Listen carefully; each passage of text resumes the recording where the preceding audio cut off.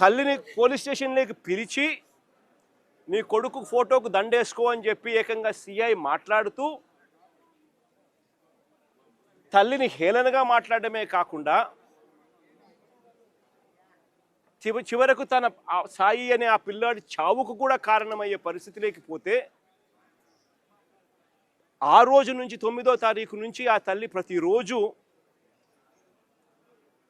తనకు సమాచారం అందే కొద్దీ ఆ సెల్లులో జరుగుతూ ఉన్న విషయాల మీద తనకు మిగతా వాళ్ళు సమాచారం తనకి ఇచ్చే కొద్దీ తన కొడుకు ఏదో జరుగుతూ ఉంది, పోలీసులు తీసుకొచ్చారు, ఆ స్టేషన్లో తనను పెట్టారు, తనను కొడతా ఉన్నారు, చిత్రహింసలు పెడతా ఉన్నారు అని చెప్పి తనకు అర్థమయ్యి అదే పోలీస్ స్టేషన్ పరిధిలోకి ఒకసారి కాదు, 2 సార్లు కాదు, 3 సార్లు కాదు, 4 సార్లు కాదు, ప్రతిరోజు ఆ తల్లి అక్కడికి వెళ్ళి నా కొడుకును నాకు చూపించండి అయ్యా, నా కొడుకును నాకు చూపించండి అయ్యా అని చెప్పి బాధపడతా ఉన్న పరిస్థితులు మన కళ్ళ ఎదుటే కనిపిస్తూ ఉంది.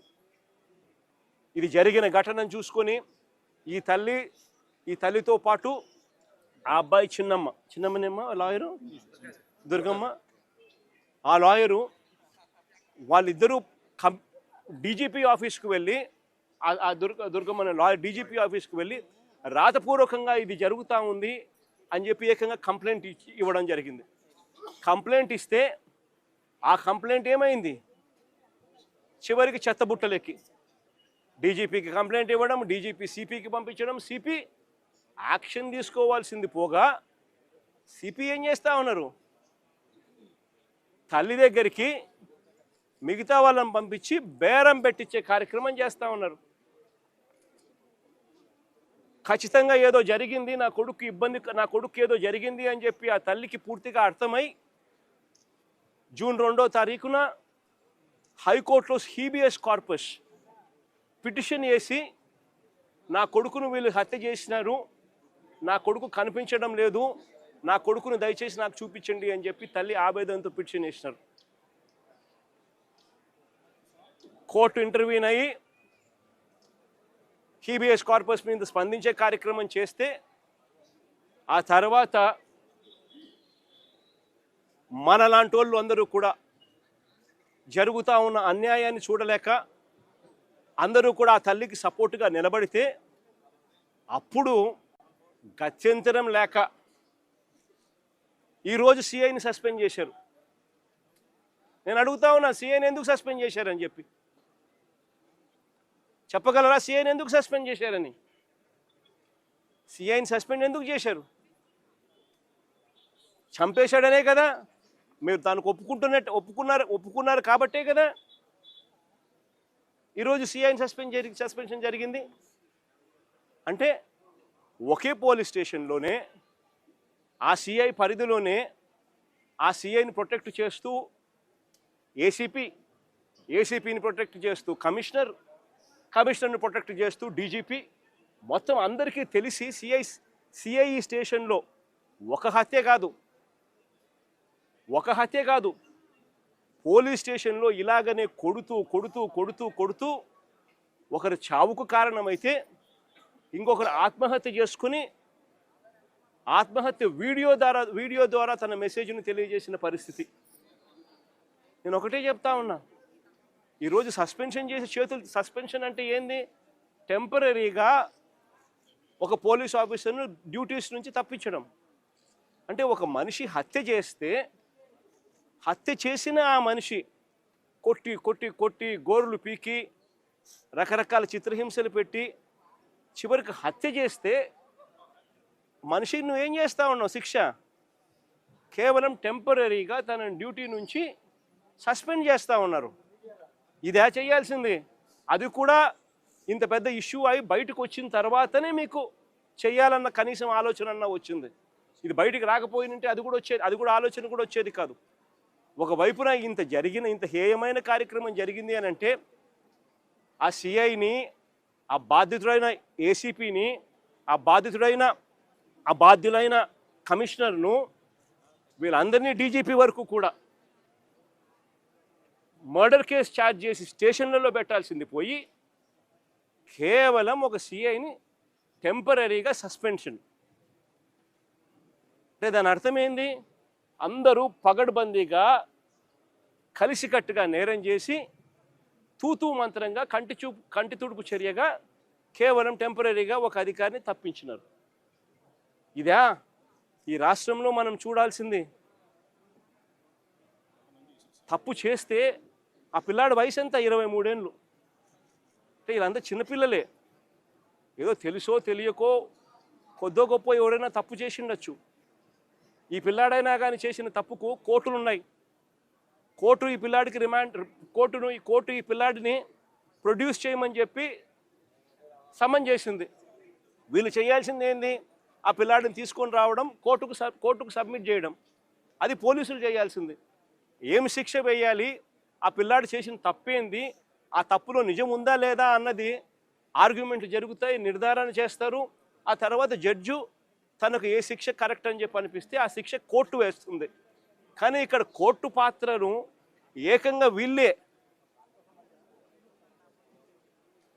తమ చేతుల్లోకి తీసుకొని ఏకంగా 2 పిల్లలు ఒకే నెలలోనే చనిపోవడానికి కారణమవుతా ఉన్న పరిస్థితులు ఈ రాష్ట్రంలో ఉంటే, ఇలాంటి పోలీస్ ఆఫీసర్లందరికీ కూడా వత్తాసు పలుకుతూ ఉంటే, ఈ సిఐ దగ్గర నుంచి, ఏసీపీ దగ్గర నుంచి, కమిషనర్ దగ్గర నుంచి, డీజీపీ దాకా ఇలాంటి వ్యక్తులకు ముఖ్యమంత్రి దగ్గరుండి కంటి తుడుపు చర్యల మాదిరి కేవలం ఒక చిన్న అధికారిని సస్పెన్షన్, టెంపరీగా ఉద్యోగం నుంచి సస్పెండ్ చేసే కార్యక్రమం మాత్రమే చేసే కార్యక్రమం జరుగుతూ ఉంటే ఇది ఎప్పటికి ఫుల్ స్టాప్ పడుతుంది?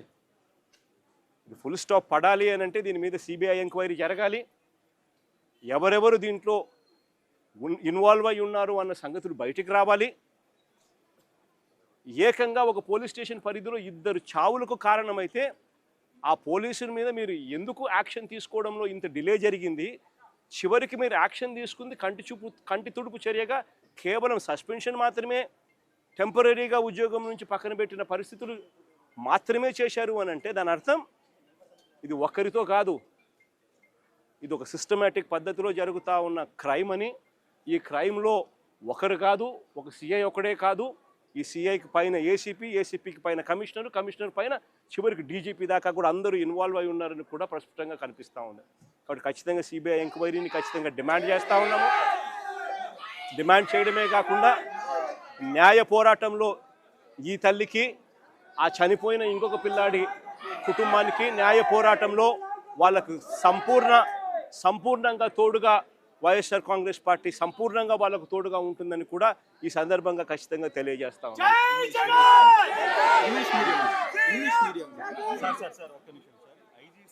అధికారి ఆరోపణలు ఎదుర్కొంటున్నారు, కానీ ఇన్వెస్టిగేషన్ ఆఫీసర్గా ఒక ఎస్పీ స్థాయి అధికారిని వేయడం, రాజమండ్రి ఎస్పీని వేయడం ఎలా చూస్తారు? అసలు ఇదంతా ఎంత కంటి తుడుపు చర్య అని అంటే అసలు ఫస్ట్ ఆఫ్ ఆల్ యాక్షనే తీసుకోలేదు.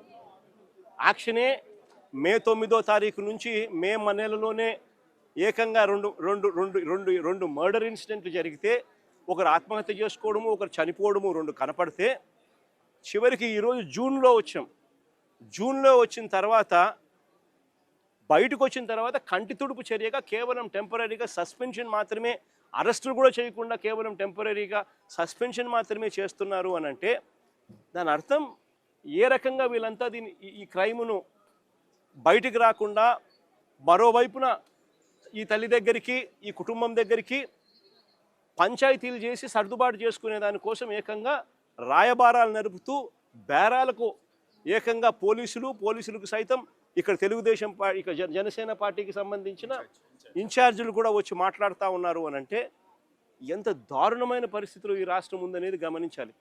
దీని మీద ఎంక్వైరీ అట కమిషనర్ అనే వ్యక్తి, డీజీపీ అనే వ్యక్తి, ఇటువంటి వ్యక్తుల మీద పూర్తిగా ఇన్వాల్వ్ అయి ఉండి ఈ క్రైమ్ చేయించినారు అని చెప్పి కనిపిస్తూ ఉన్న పరిస్థితుల్లో ఒక ఎస్పీ స్థాయి అధికారిని, వీళ్ళు ఇంకొక ఐపీఎస్ ఆఫీసర్ ఎస్పీ స్థాయి అధికారిని వీళ్ళు ఎంక్వైరీ చేయడానికి కోసం బాధ్యత అప్పచెప్పినారంట.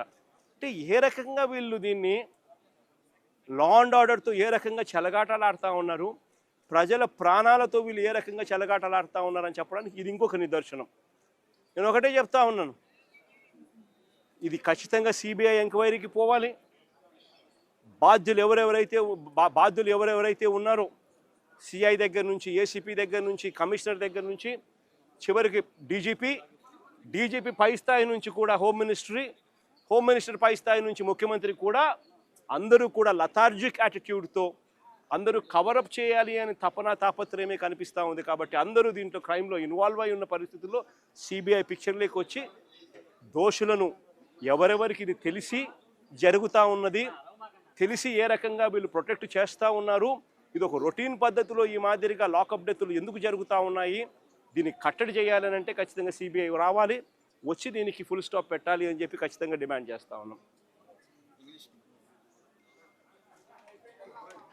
ఇంగ్లీష్లో కూడా 4 మాటలు చెప్తూ జరిగిన ఈ ఘటనను విశ్లేషించే ప్రయత్నం, జరిగిన ఈ ఘటనను చెప్పే ప్రయత్నం చేస్తాను.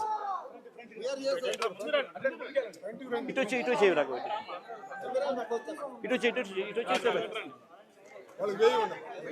మైక్లో పెట్టేసి నేను ఇంగ్లీష్లోనే చెప్తా.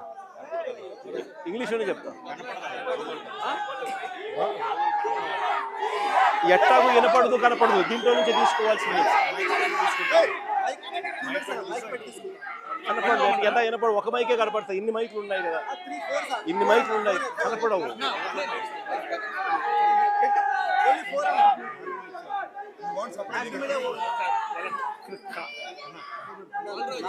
ఎక్కడ పెడతావు? ఇక్కడ పెట్టే అవకాశం కూడా లేదప్పా.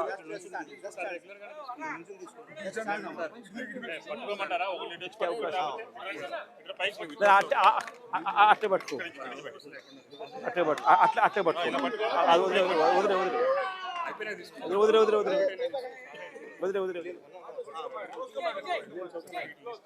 విజయ్ ఒక్క నిమిషం.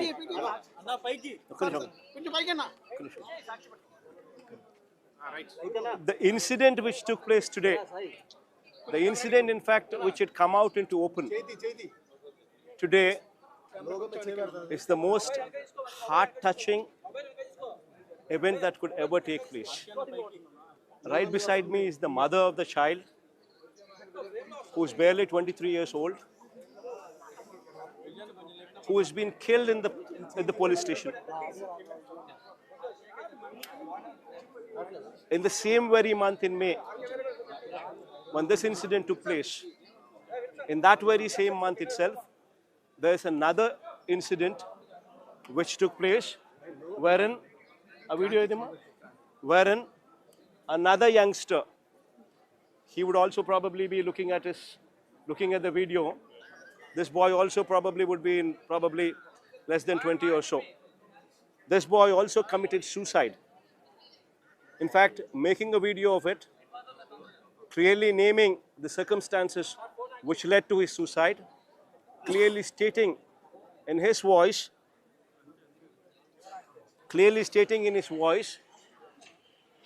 that he was tortured. He was tortured for more than 3 months, and finally unable to bear the torture, he's committing suicide. This is one particular incident which took place in the month of May. And the same month of May, the mother standing beside me stands as a testimony for another case, another child, 23 years of age. Whatever that crime might be, what that boy has committed. Now, these people are all youngsters. Maybe they've gone little astray. But then, is it the duty of the cops to kill them? If they were to kill children, then what is the duty of the courts then? This boy was asked by the court to be produced in the court for having failed to attend to the court proceedings. All what the cops should have done is bring that boy, produce him before the court. That is where the matter ends. But incidentally, what took place is this boy was tortured to death. His nails were, I believe, pulled out. The other kids, the other children, the other people who were attending to the police station, the lawyers who were attending to the police station, repeatedly told the mother, and mother, not once, twice, thrice, but since from May 9th till June 2nd, she was running to the police station almost every day, asking and pleading the police to show her son. Yet, the police, she could hear the voices. She could hear the voice of her son being beaten up. But yet, the police refused to show her. And finally, on June 2nd, after multiple efforts, what the mother has put in fact, also approached the commissioner, the mother's niece, who's also a lawyer, also approached the DGP, gave her in writing a complaint, gave him in writing a complaint, and yet there was no response on the complaint. It goes to the commissioner puts it into the dustbin, and then end of the matter. And finally, on June 2nd, the mother files a habeas corpus. And then the courts intervene. When all the NGOs and all the like-minded people who do not want to see such atrocities right in the city center, all of them came forward and supported the mother. Only then this incident came into light. And when the incident came into light, what was the action that was initiated by the police? Just a mere suspension. That means temporarily the officer, the CI, was just temporarily suspended. Suspension meaning temporarily he is removed from the service, but temporarily. No, an incident like this takes place. You have 2 deaths taking place in the police station, and the action is just temporarily removing from service. I mean, this clearly shows the involvement of the CI, the involvement of the ACP, the involvement of the Commissioner of Police, the involvement of the DGP as well. All of them right in the headquarters, right in the city center, are witness or hand in glove to what has happened in that particular police station. Because all of them were privy to that information, and that is exactly the reason why this effort to save the CI at that level continues to take place. And Chandrababu Naidu just orders for suspension and nothing beyond. In fact, the very fact that the court has given orders that this boy should be produced before the court before the month end, before 29th of this month, that actually triggered fear in these people, which in turn led to this suspension. But a CBI probe is to be conducted. Everybody who is involved, just not the CI. CI is only an instrument who's executed the task. The CI, the ACP, the CP,